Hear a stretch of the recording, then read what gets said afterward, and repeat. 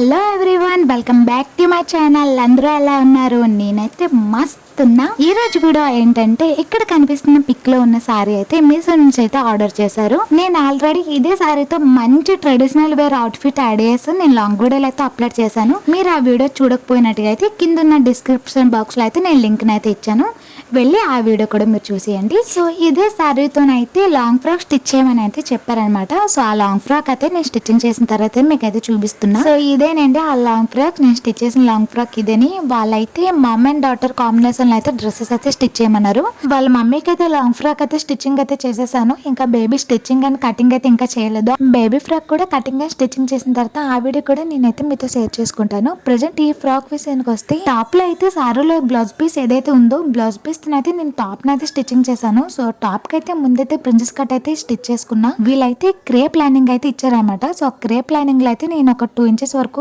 Fabric అయితే cut చేసి నేను ఇలా పింక్ కలర్ డిజైన్ అయితే స్టిచ్ చేసుకున్నా. టాప్ కి హ్యాండ్స్ అయితే ఫస్ట్ అయితే ప్లెయిన్ హ్యాండ్స్ అయితే స్టిచ్ చేయమన్నారు. మళ్ళీ నేను కటింగ్ స్టిచ్చింగ్ అయిపోయిన తర్వాత నాకు ఇలా బుట్ట చేతులు కావాలని చెప్పారనమాట.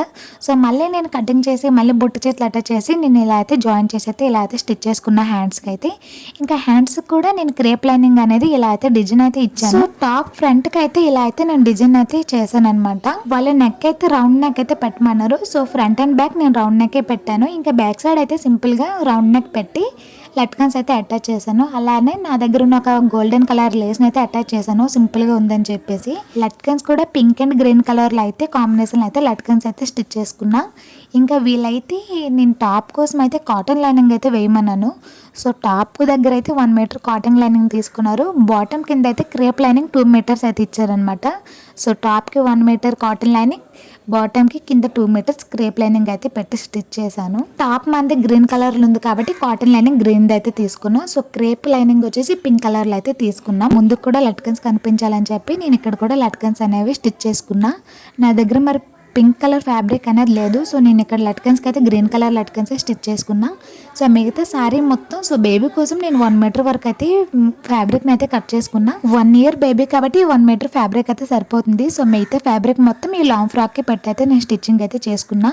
సో శారీ పైన వచ్చిన బార్డర్ని అయితే కింద బార్డర్కి అయితే జాయిన్ చేసి అటాచ్ చేసుకున్నా. సో ఇక్కడ మీరు చూడొచ్చు చాలా పెద్ద బార్డర్ అయితే వచ్చింది. ఈ శారీ మొత్తం ఫాల్ ప్రింటే ఉంటుంది. ఈ ఫాల్ ప్రింట్ పోదా అంటే పోదు.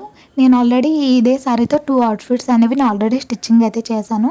ఆల్రెడీ అది 2-3 టైమ్స్ నేను వేసుకున్నా కూడా అవుట్ఫిట్స్ అనేవి.